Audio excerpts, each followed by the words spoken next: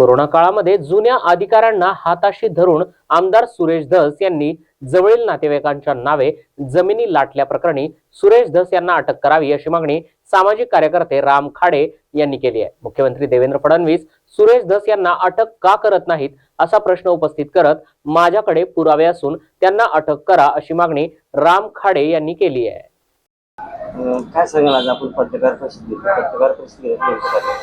नाही, मी पत्रकार परिषद याच्यासाठी घ्यायला लागलो की मी देवस्थान इनाम जमिनीतला मी तक्रारदार आहे आणि एक 2 दिवसापूर्वी आरोपींनी मुंबईमध्ये एक टीव्ही चॅनलला मुलाखत दिली आणि त्याच्यामध्ये असं सांगण्यात आलं की राम खाडे साहेबांनी दिलेले तक्रारी सगळ्या निकाली निघाले असं ते बोलल्याच्या नंतर मग मी तक्रारदार आहे ना, त्याच्यामधली ऍक्च्युली परिस्थिती काय आहे ही मला समोर आणणं गरजेचं आहे पब्लिकच्या।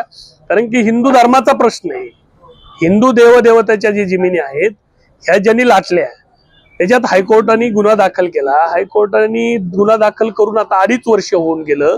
त्याच्यात मुख्य आरोपी सुरेश धस आहे, त्याच्या बेहिशोबी मालमत्तेची अजून चौकशी नाही। 120(ब) प्रमाणे ते कटात पूर्ण कट त्यांनी रचलेला आहे आणि त्या कटाच्या अनुषंगाने अजून काही तपासही केलेला नाही, तरच तो स्वतःहून आरोपी म्हणतो की खाडे साहेबांनी केलेल्या तक्रारी सगळ्या निकाली निघल्या। आणि त्याचे खालचे बगल बच्चे तर म्हणले देवेंद्र भाऊनी हायकोर्ट बी मॅनेज केलं आणि मॅनेज करून आता ते त्यात निर्दोष सुटणार आहेत। म्हणून मला मीडिया समोर येऊन हे बोलणं गरजेचं आहे, कारण की हिंदू धर्माच्या जी प्रॉपर्टी आहेत ह्या जिल्ह्यामध्ये खूप मोठ्या प्रॉपर्टी आहेत। आमच्या आष्टीमध्ये प्रभू रामचंद्राच्या जमिनी आहेत, महादेवाच्या जमिनी आहेत आणि ह्या भगवान शंकराच्या जमिनी स्वतः सुरेश धसनी त्याच्यात लेआउट करण्यासाठी मोजणी करण्यासाठी स्वतः ट्रस्टीचा अध्यक्ष होऊन बाकीच्याला हाकून देऊन त्यांनी त्याचे फीस भरलेली आहे, त्यांनी त्या जमिनीवर शाळा बांधलेली आहे आणि अनेक त्यांच्या मल्टी स्टेट मधून आर्थिक व्यवहार झालेले आहेत। असं असताना सुद्धा तपास अधिकाऱ्यावर माननीय मुख्यमंत्री महोदयांनी वरिष्ठ अधिकाऱ्याकडून दबाव आणणं आणि त्यांना दबाव आणून त्यात कुठलीच त्याला इन्क्वायरी करायची नाही, त्याला अटकच करायची नाही। मग सगळीकडे सुरेश धस साहेब रोज उठून मीडियावर येत, हो आरोपी हे 420, 120(ब) भ्रष्टाचाराचे कलम आहेत, 467 आहे, 468 आहे, 471 आहे, हे सगळे कलम इतके गंभीर असताना हायकोर्टाच्या आदेशाला त्यांनी आव्हान केलं होतं सुप्रीम कोर्टामध्ये, तिथंही तो त्यांना फेटाळलेलं आहे। आणि इतकं सगळं असताना याच्यात सुप्रीम कोर्टाचा हायकोर्टाचा अवमान होत नाही का? मुख्यमंत्र्याला हे असं शोभतं का की आरोपीला सोबत घेऊन फिरायचं आणि आरोपीला सोबत घेऊन फिरून आरोपी रोज दुसऱ्यावर कुणावर तरी समाजामध्ये अत्यंत वाईट परिस्थिती निर्माण करत आहे, समाजात वाद लावायचं काम करत आहे, जातीवर बोलत आहे।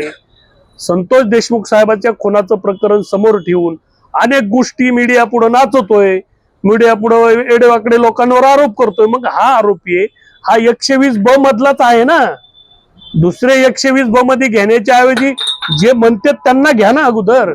मग देवेंद्र भाऊनी सुरेश धस बरोबर कोणती बार्गनिंग केली? सुरेश धस ही देवेंद्र भाऊची अक्का आहे का हे तपासलं पाहिजे। आणि देवेंद्र भाऊनी तात्काळ मुख्यमंत्री म्हणून ते परिवारातून आलेले आहेत, ते हिंदू धर्माचे एक प्रचारक होते एक काळ, त्यांनी सुद्धा धर्माच्या प्रॉपर्टी लाटणाऱ्यांना असं पाठीशी घातलं नाही पाहिजे। त्यांनी सुरेश धसला आरोपी आहे त्यांना अटक केली पाहिजे आणि त्याच्या बेहिशोबी मालमत्तेची चौकशी केली पाहिजे, असं माझं ठाम मत आहे।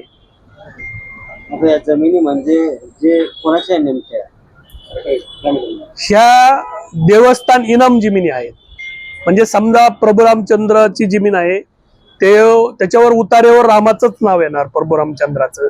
जिथं महादेवाची पिंपळेश्वर महादेव त्या उतार्यावर पिंपळेश्वर महादेवच नाव येणार, पण हे नाव कमी करून त्यांनी स्वतःच्या जवळच्या कार्यकर्त्याच्या नातेवाईकाच्या नावावर या प्रॉपर्ट्या केलेल्या आहेत। आणि या प्रॉपर्ट्या काही आता मी परत देवाच्या नावावर लावायचं काम मी शासन दरबारी पाठपुरावा करून केलेला आहे।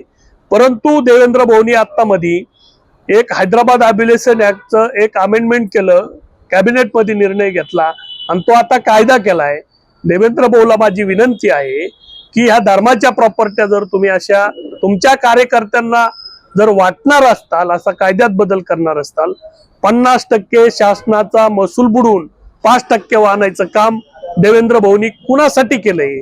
त्यांच्या कोण याच्यातला जवळची हक्क आहे? कुणाला याचा फायदा होणार आहे याची सुद्धा चौकशी केली पाहिजे. मी आता हे सगळं प्रकरण परत सुप्रीम कोर्टात दाखल करणार आहे. हायकोर्टात मॉनिटरची परवा तारीख आहे.